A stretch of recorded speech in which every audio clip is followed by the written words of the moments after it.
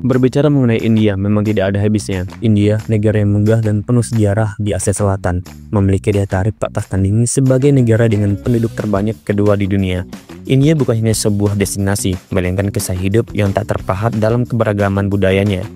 Kami akan membahas sisi lain dari negara India ini. New Delhi adalah ibu kota negara India yang dianggap sebagai jantung bangsa India. New Delhi juga menjadi pusat pemerintahan negara India yang menyimpan simbol sejarah. New Delhi berada di sebelah utara India dan dikenal sebagai wilayah ibu kota nasional. Sebelum menjadi ibu kota India, New Delhi adalah pusat kekuasaan untuk berbagai dinasti dan kerajaan India, termasuk dinasti Gupta, dinasti Maurya, dan kekaisaran Mughal.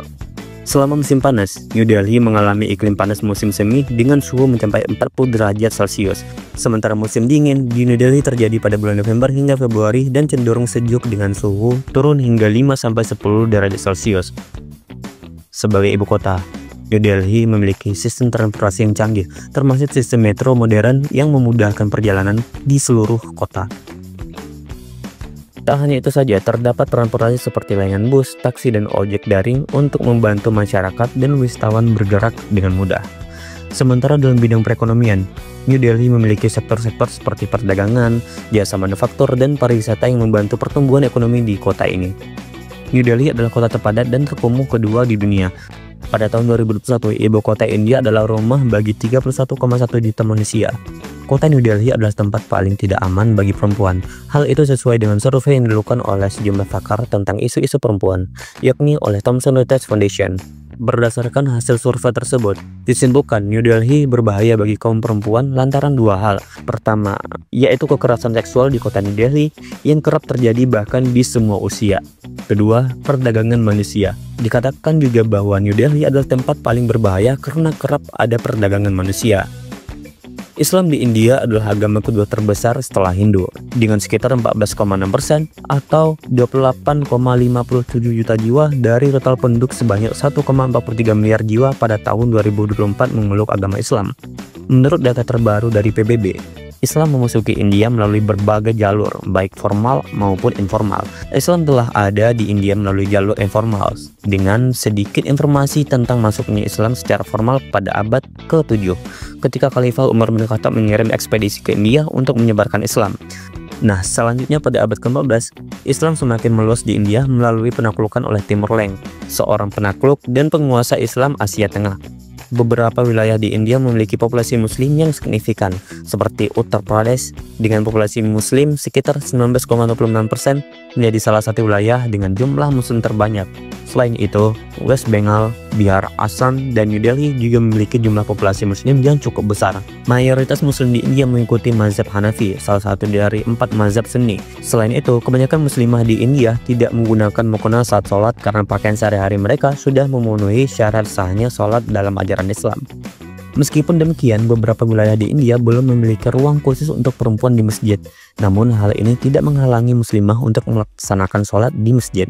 Siapa sangka penduduk ibu kota negara India yang mayoritas beragama Hindu merupakan konsumen whisky terbesar di dunia. Jumlah whisky yang dikonsumsi oleh warga bahkan lebih besar daripada negara-negara Eropa dan Amerika. Padahal kedua benua tersebut terkenal dengan budaya mereka yang gemar mengkonsumsi minuman keras. India dikenal dengan berbagai hal hebat seperti Bollywood, makanan, Taj Mahal, dan sejarah serta budaya yang kaya. Namun satu hal yang mengejauhkan ketika mengunjungi tempat dimanapun India, banyaknya sampah yang mengotori jalan. Orang yang makan dan mengunyah tembakau serta meludah di jalanan adalah pemandangan yang umum. Kami memeriksa beberapa alasan mengapa India begitu kotor, meskipun ekonomi India terus berkembang pesat sejak beberapa dekade terakhir dan Swachh Bharat Abhiyan dengan misi India bersih memasuki tahun kedua. Masih ada 360 juta warga termiskin yang hidup dalam beberapa kondisi paling bobrok di dunia. Permukiman kumuh telah menjadi sisi gelap yang tak terpisahkan dari negara ini. Permukiman kumuh dapat didefinisikan sebagai kawasan perumahan di mana tempat tinggal tidak layak untuk tempat tinggal manusia, dengan alasan bobrok, lalu kepadatan penduduk, kurangnya ventilasi atau fasilitas sanitasi, dan memiliki fasilitas air minum dalam kondisi tidak higienis. Berikut adalah beberapa alasan mengapa negara India sangat kotor dan jorok. Pertama, orang India rajin membersihkan rumah tetapi tidak di luar rumah. Orang India dikenal sangat rajin dalam hal menjaga kebersihan rumah mereka sendiri. Ibu-ibu India khususnya dikenal rajin menggosok dan menyapu hingga setiap tempat di rumah mereka bersih dari kotoran. Persoalannya adalah Sikap ini diabaikan begitu mereka tidak lagi berada di rumah.